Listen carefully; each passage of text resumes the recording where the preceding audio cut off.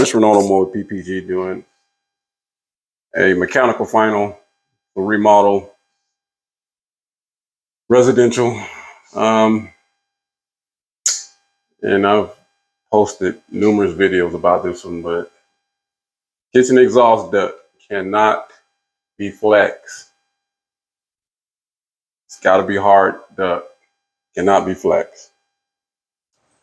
Also, the dryer termination point on the exterior, you have to remove that plastic at the hood.